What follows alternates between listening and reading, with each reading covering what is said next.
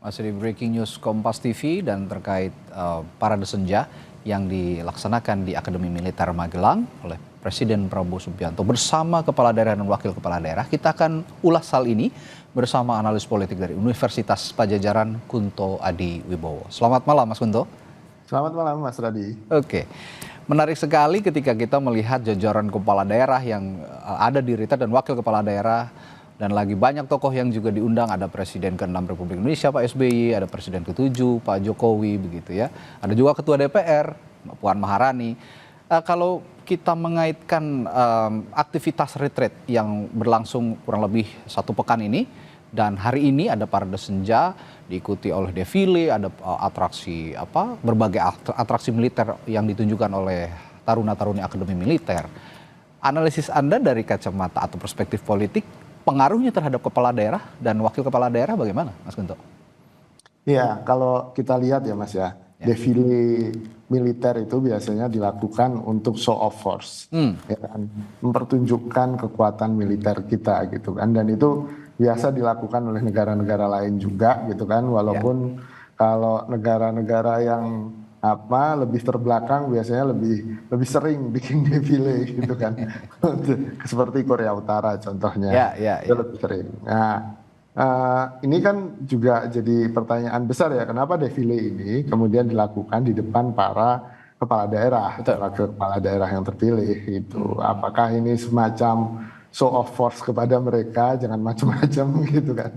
Atau mungkin ya sisi positifnya adalah kita punya kekuatan militer yang kuat loh. Jadi daerah-daerah yang ada di terluar, terdepan dan 3T itu jangan takut, kita akan selalu backup. Mungkin pesannya itu ya dari defile militer ini. Tapi kalau dilihat kemudian apakah ini, ya mungkin satu lagi Mas, tadi saya juga diskusi sama istri saya, terus kemudian pertanyaan besarnya kan, ini kan sebenarnya efek nasionalismenya, kalaupun ingin menumbuhkan nasionalisme, menumbuhkan kebanggaan, itu nggak lama efeknya. Gitu paling 1, 2, 3 hari atau seminggu lah paling lama. Lalu setelah itu mereka kembali ke mode normal lagi kan, gitu kepala-kepala daerah ini kan, gitu. Kecuali secara rutin dilakukan seperti ya tentara-tentara atau polisi yang memang selalu melakukan ini kan, gitu. Pertanyaannya kan, ya ini kan akhirnya jadi seremonial belaka, akhirnya efeknya ke kepala daerah juga nggak selama itu.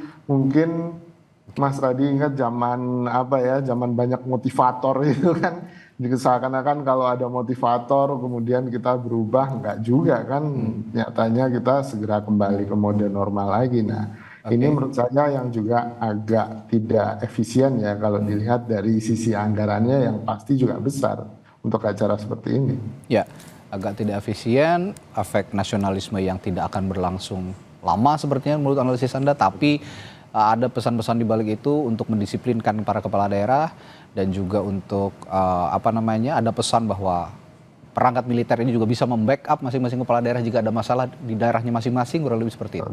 Tapi hari-hari ini sepertinya tidak, agak sulit untuk memisahkan masalah ataupun momen retret kepala daerah ini dengan kehadiran Mbak Puan Maharani, Ketua DPR RI yang juga politisi PDI Perjuangan. Kita tahu awal retret para kepala daerah menunda, bahasanya menunda untuk datang ke retret. Nah, bagaimana Anda juga mengamati hal ini dan apa dampaknya bagi para kepala daerah dari PDI Perjuangan? Tapi nanti kita akan bahas setelah jeda di Breaking News Kompas TV. Tetaplah bersama kami.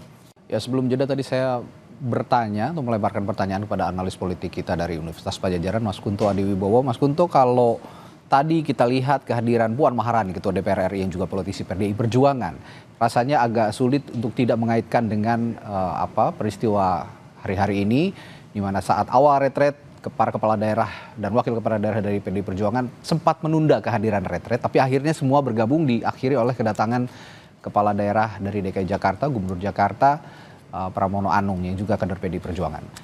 Apa dampaknya bagi para kepala daerah yang menghadiri retret ini dari PDI Perjuangan dan momen kehadiran Puan Maharani? Analisis Anda bagaimana? Ya Mas, kalau menurut saya memang sudah ada dinamika yang agak panjang ya dari sepekan yang lalu gitu kan.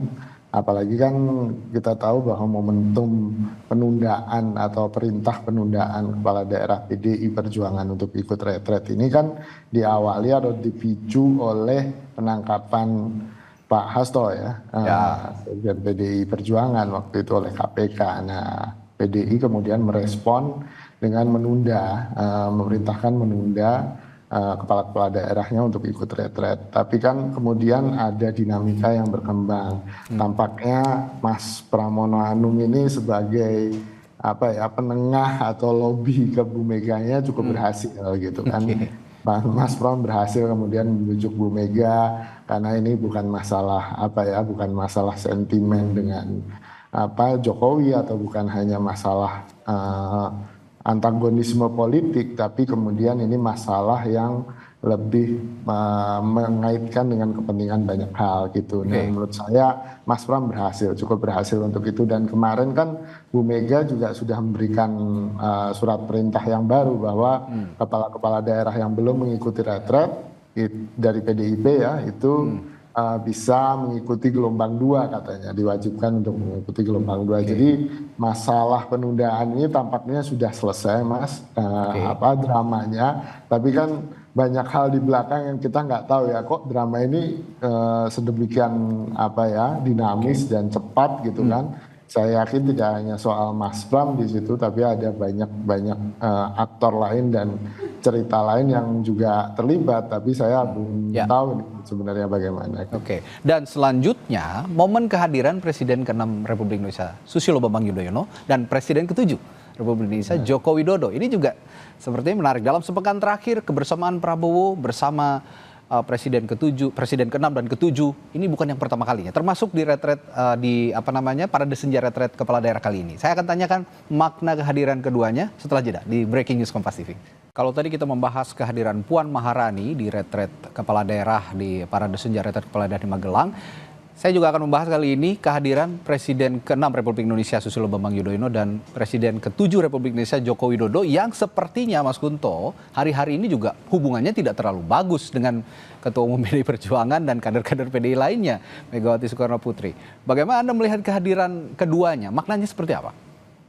Ya, saya melihatnya begini Mas, ada banyak yang ingin ditampilkan oleh Pak Prabowo dalam penutupan retret ini sampai melewati waktu maghrib kan itu. Nggak ada yang maghriban itu, mungkin dijamak semua itu yang di sana. Tapi kan menurut saya begini, ada kritik bahwa Pak Prabowo jangan terlalu berdua-duaan terus sama Pak Jokowi gitu kan, karena itu kan kelihatan ketergantungannya atau kemudian dicurigai bahwa memang Pak Prabowo ini jadi bayang-bayangnya Pak Jokowi ini membayangi Pak Prabowo terus gitu kan. Makanya sejak kemarin kan dan antara kemarin Pak SBY juga ikut. Lalu hari ini Pak SBY juga ikut. Jadi seakan-akan untuk mengimbangi suara kritik bahwa Pak Prabowo sangat terlalu dekat dengan Pak Jokowi. Jadi setelah ini mungkin Pak Prabowo bisa bilang, enggak kok saya ada Pak SBY juga kan gitu.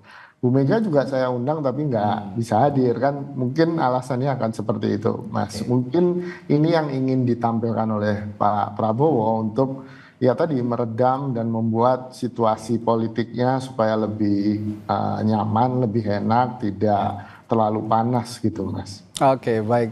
Terima kasih analisis politiknya Mas Kunto Adiwibowo, analis politik dari Universitas Padjadjaran. Kita akan jumpa lain waktu untuk membahas dinamika politik yang sepertinya masih hangat hari-hari ke depan Mas. Terima kasih Mas, sampai jumpa lagi.